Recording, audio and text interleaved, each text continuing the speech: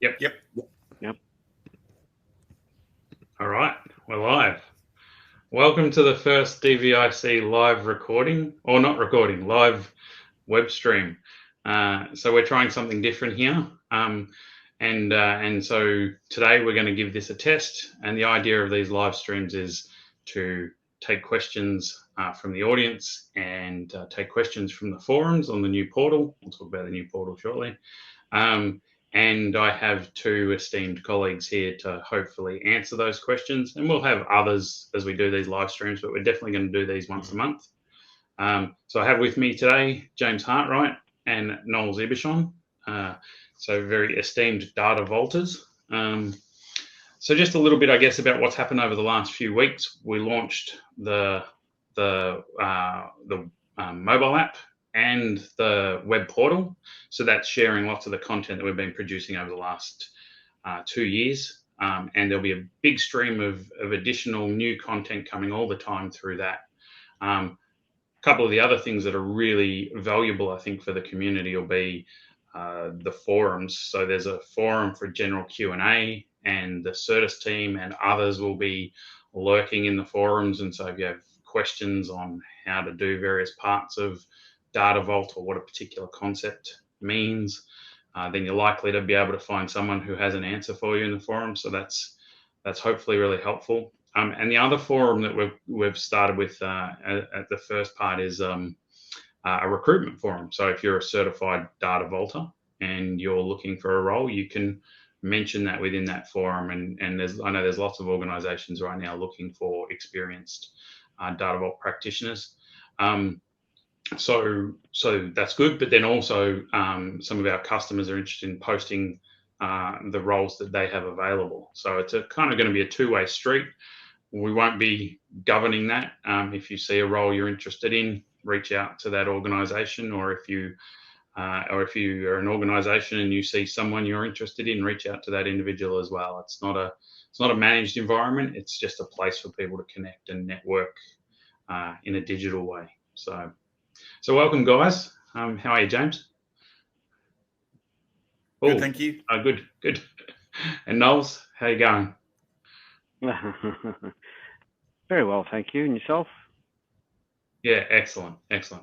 So I thought, given this is the first one of these chats, these live streams, we might just spend a bit of time actually telling the audience who we are. So maybe a bit of backstory. James, will kick off with you. I know you've got quite an interesting journey from a boy in the UK.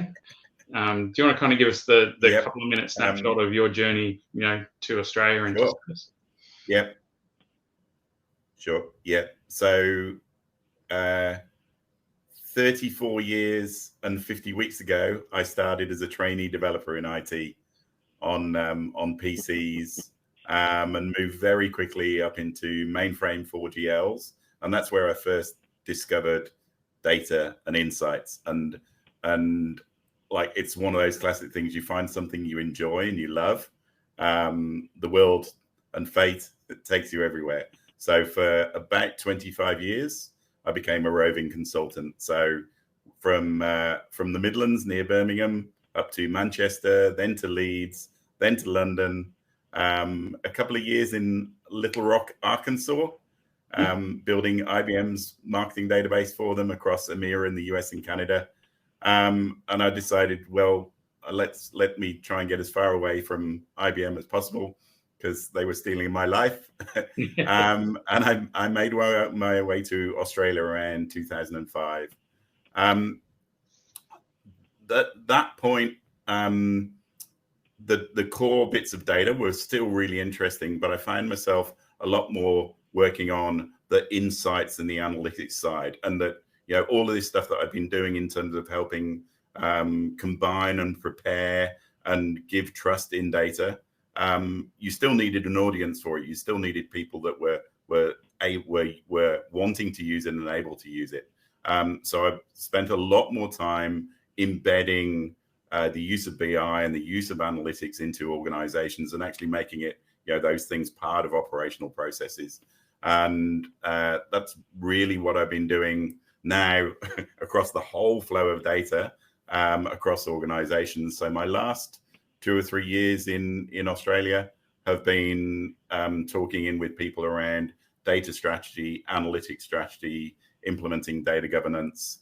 And look, what I've really discovered is that there's there's actually quite a big parallel with members of my family. There are three generations of the family who are in education, so primary school, high school, up through to university. And I think there's part of the genes of the family that teaching, tutoring, mentoring through whatever level of maturity you might think our end customers are. It's one of the big things I like, is to share the knowledge I have, and the classic teach people to fish is where I still love working. That's cool. I didn't know that, actually. Both my parents are teachers as well. My dad at university and mum high school. So there you go. So now you live in Sydney. I guess lots of people don't know where we all are. So that's true. So we'll get to where Nols lives in a minute. But I guess I first met you when you were at News, which was quite an interesting role from my perspective. Give us a 2-minute snapshot on that. So I've tended to work on both sides. So I've worked a lot in vendor side, selling consulting, but I do like to do the flip and flop and keep myself up with what's actually going on. So I did 3 years at News Corp. The News Corp, as we all know, are an interesting organization anyway. The key thing I was brought in for was to try and help them move more from a product centric, the editor tells you what you read and how you read it, way more through to a customer centric. So pulling in all of the bits and pieces around behaviors of people. What are they reading and when and on what devices, and really trying to help craft that content to the way that people are consuming it. And as you can imagine, 5,000 people, 150 different brands, the amount of data that we had to pull together and synthesize was a pretty big job. Did truly test me in that, actually rolling my sleeves up and getting in and up and running. But definitely an engagement I don't regret doing.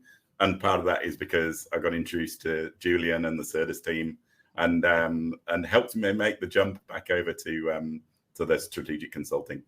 And we'll say lots of nice things about News because we don't want to get sued. So no. So Nols, you've got a very different story. Why don't you start with how you made your way to Australia and to Data Vault? Oh, Nols seems to be frozen. That's no Maybe good. This is the point at which you say where Nols is. I'll cover where Nols is.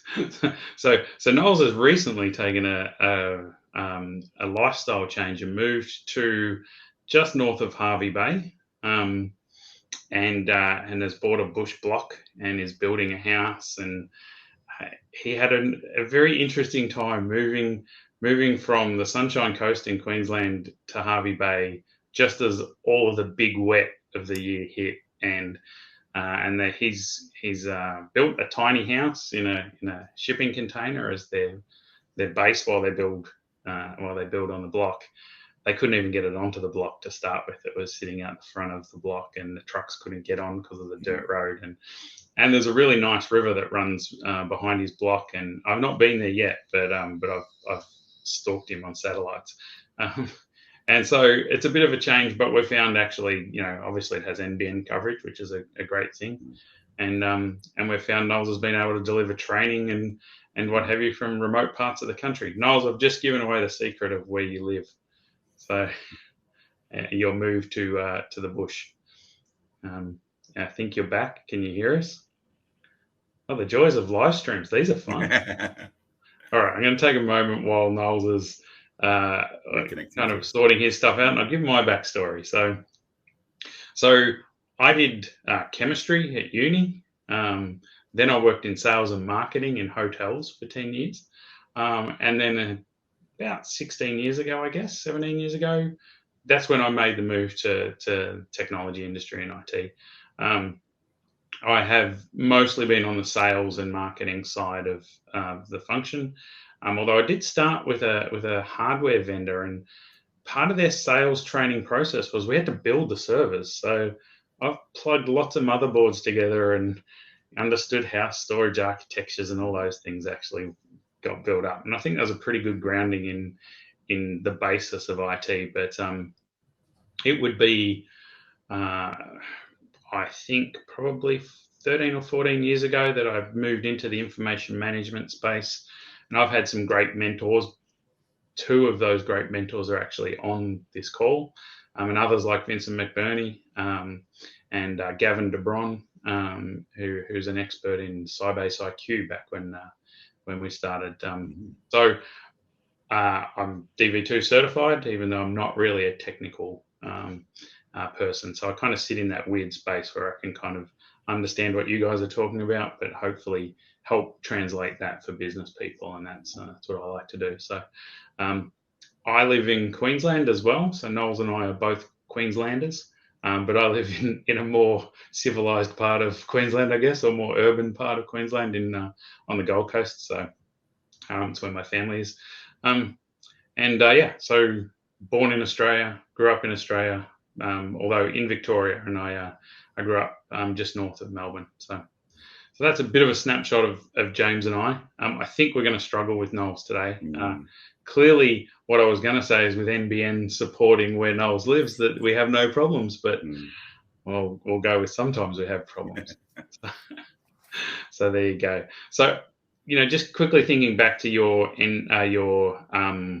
news journey, talk a little bit about what we did with MDM when you were there versus what that kind of looks like now. I know you're working with lots of customers who are trying to get customer-centric rather than product-centric, and how that kind of sphere's evolved, because I think we get lots of good questions in that space. Yeah. So at that time, we were working still a little advanced. So this is 2013, 14. So we were using a traditional data warehouse SQL engine, but we were going very definitively ELT. So we had effectively that data lake, permanent store of everything going on, and everything on top of that was a set of business rules to bring the sets of data together. We found very early on that our best route to market initially was the marketing team. So the marketing team understanding all of the products and behaviors and interactions, so that the marketing function could bring in. So we focused on a small set of data that we were looking at. So individuals and their household, the product holding, and then anything that we could get in terms of general content, these are the sort of genres or areas that the person's looking at through, and yet trying to do the cross-sell, upsell. But that then started leading into the engagement side. So newsletters of, right, you've read these articles, but these others are we think are of interest, and continuing that process. So we weren't using Data Vault, but we were using, and I've been finding this as we run through. So as people start using data lakes and doing conformed, and they start thinking about data virtualization, so a lot of those little pieces that Dan baked into the Data Vault methodology and principles, you go, that's why that's there. That's why that adds value. The version controlling and the ability to generate a lens over the data that fits marketing, that fits risk, that fits the advertising team or the content team. All of those sorts of things become available when you've done that level of graph, hub and spoke level data modeling behind it. So we weren't using Vault, but there were a lot of principles of Vault that we were applying. Of course, now I know everything about Vault, now I know way more about Vault. It would have been a wholly better engagement. We had to go to a large team to pull all of that in. We had some principles and playbooks, but all of the things around code automation, generation, automated testing would have just made our lives so much easier. I may have been a chief data officer, even the CEO by now. You never know. Or maybe, yeah. It's. I mean, it is interesting. I always find when you dive into Vault, you don't realize how many problems it solves that you're not even aware are problems until you get to them. And Yeah, I guess that's probably the benefit of, leveraging obviously a great idea, but also the fact that that idea has been tested thousands of times. So yeah, totally. so improved on, I guess, as the years have rolled on. So we've lost Nols. He was in, but he couldn't hear anything, so he's having some technical problems. So hey, that's what happens with live streams. And now I feel how what Carl Stefanovic must feel like when he's doing live TV. It's a strange scenario, but anyway, there you go. So some of the other things that I had on the list to talk about today was really, what are the big topics that are driving people towards Vault? Because I think we're going to talk a lot over these sessions around how do we help technical users to convince the business and build a really valuable business case. And we'll go into lots of that over a number of series or another number of these sessions. But to start with, I mentioned one, I guess, is becoming customer centric or people centric. Can you think of others that are kind of the big driving forces for this? Yeah, I think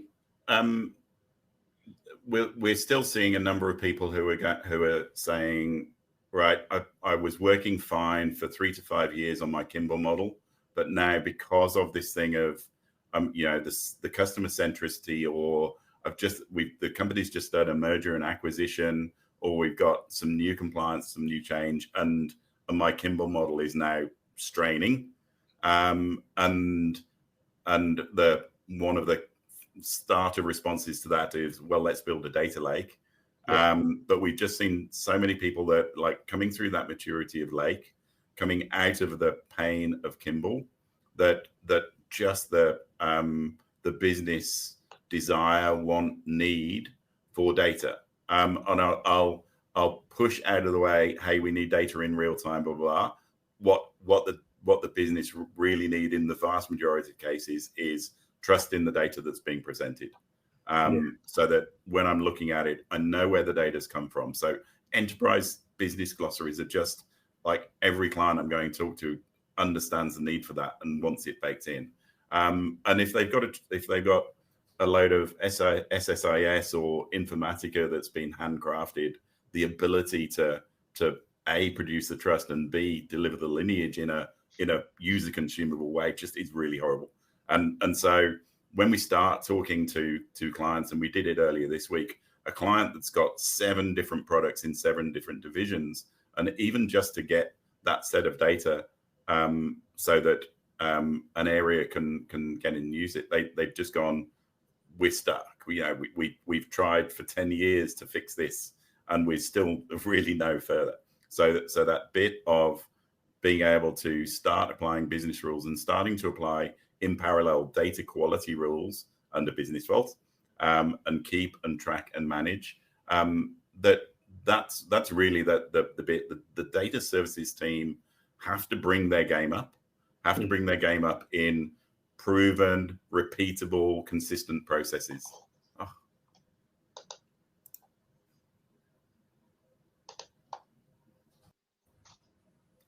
I don't know what happened there.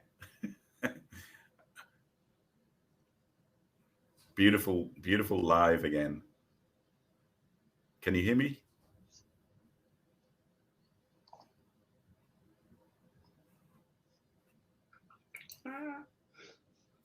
Hello?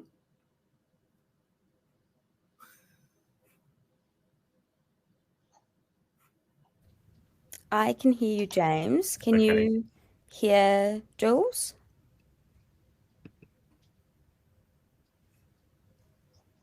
The wonders of technology. I'm back. Sorry. Well, I went as well.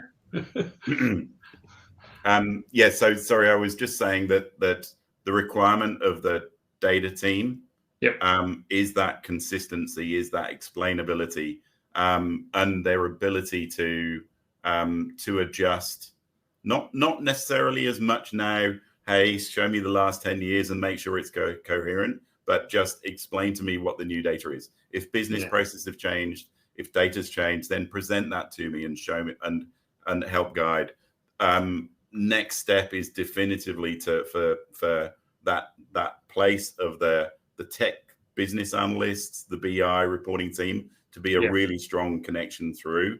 I'm seeing some of that, but it's still got a way to go in there. And look, that's where I said earlier is I see that at the moment as my key role is to start engendering some of that, being able to surface good data to the business through increasing data literacy, through presenting what's gone on with this data. Another thread I've been noticing has come up multiple times in the last month. And we have a customer that's really followed this path, is using Vault as a data migration platform for digital transformation and an application modernization type projects, and creating essentially a migration capability within the organization. That's I know you know who I was referring to. We won't mention them straight up, but I'm sure you're hearing the same thing. Oh yeah. The power of Vault to do things. So we have a lot of utilities clients. So people who are running gas pipelines, electricity distribution, generation, and needing to migrate all of that core data of, here are the assets, here's the maintenance that's occurred, this is when it was installed, here are all the people in their certifications. And they'll be in old systems, multiple systems, Excel spreadsheets, but they've got a new application in which to do that. So the classic and the one that you should never do, but lots of people are sort of forced into it, is, all right, let's do something that we try and migrate the data in. It fails on 30% of the data. So you loosen the rules in the new beautiful environment. So now you're starting with poor data quality. So following the Data Vault principles and the ELT process, take all of that data from the old systems, land it effectively in the raw Vault structure, and then have effectively a target mart structure, information mart structure that maps to whatever that new system is, and start mapping it. So build your mapping in terms of a data mart perspective. If you find there's problems you need to fit to a new reference structure, build a business rule on it and keep on building that. The other part is, if you've got data that is just bad and you've got that done quickly, you can go back to those original sources and say, right, here's a bit of data stewardship, go and fix it back up at source. And you can try it again and again and again. You get that data and that process built in early. You've got a way higher chance of a fast migration and a way, way better chance of that data being good when it lands in that target system. And as you say, I'm seeing it lots of times where we can use that great Data Vault architecture to do these things, and using your existing structures, or just now I can stand up a little cloud architecture that has those tools in it, and build, run. It's there for 2 months, and then I can drop it. And very cheap, very well structured. We've had a question from Corey come in. So what's our recommended data storage for Data Vault models in AWS? I'm thinking Snowflake. Yeah. So if I was answering this 3 years ago, and the standard response would have been, well, put it in Redshift, I'd have gone, no, look, it's really horrible. Like Redshift at the point. So some of that process that Data Vault has, that we all know where we played with it, there's lots of you have a good number of tables in building out a data mart, a good number of tables. The business rules and the value that they provide starts bringing in lots of joins. So we have pits and bridges that we can put in there. But effectively, what I used to have to say was, if you're using Redshift, you pretty much need to put a pit and a bridge. You can't go with the virtual. You're basically just going to have to instantiate it. What I've seen through, I'm sort of hoping that it's AWS saw, hey, more and more people are doing Data Vault, so let's bring that up. But what we are seeing is that some of that structure in Redshift and the columnar structure is actually starting to come together, that we're getting the speed and we can do virtual marts. But look, within AWS, of course, the one that's just out there everywhere, not just in AWS but everywhere, Snowflake. Yeah. And they're a big supporter of Data Vault, obviously. As a concept. Indeed. From a technology standpoint, I think it's probably from an AWS point of view right now, the no-brainer would be my choice. There's a few really strong things around Snowflake where a number of our clients have gone. So Snowflake and their data lake concept of saying, right, we've got pipe and but I can effectively create that data lake historized storage. Yeah. The slight tweak when you discover that joining all of those Snowflake pieces together and no integration rules starts getting hard, putting Data Vault in there, and then either keeping your persistent data store in Snowflake and then leading it on, that works fine. But similarly, taking and migrating and maturing and saying the persistent store comes into Raw Vault, there's some real, it just made it so much easier for us walking into clients who are struggling to say, no, we can build on top of this easily. And it's all in Snowflake, and you've got some great constructs there in Snowflake, as you say, for deploying data vaults. Cool. Now we're almost out of time, I guess, for today, which is good. We got through it, and even though we meandered back and forth a little bit so we will catch up on Nols's life story next time. I did want to mention a couple of things. So the forums in the app and the portal right now are under your profile. So if you're watching this live, or if you're watching it under a recording and you are trying to find where to get to those forums, right now, click on your profile. It drops down. There's a green and a blue button for the QA forum and the recruitment forum. So please jump into that and comment or ask questions. We want these live streams to be full of questions as much as possible.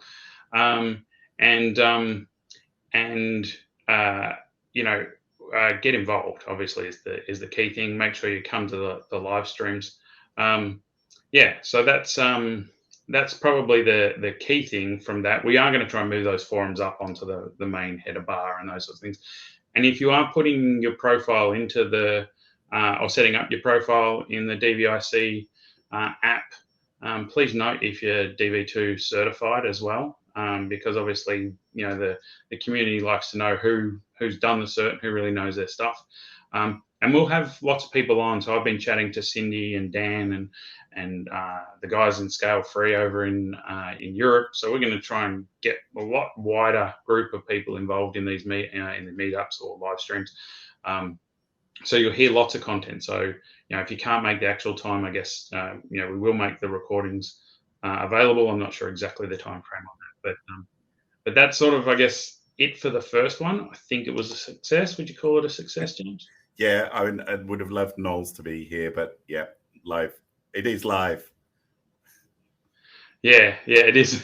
We'll get Nols in earlier and test a few things, but I think it was just a technology problem. Yeah. Zoe's just told me that Nick made a comment about doing some intros about people using DV for migrations. So Nick, I know what you're talking about. I'll do that, and nice to have you joining. So we'll see you all very soon. Keep your eye on the app, and please, if you are on LinkedIn or whatever and you see some of the promotions for DVIC, sharing the word would be really helpful. So all right, everyone, have a great afternoon.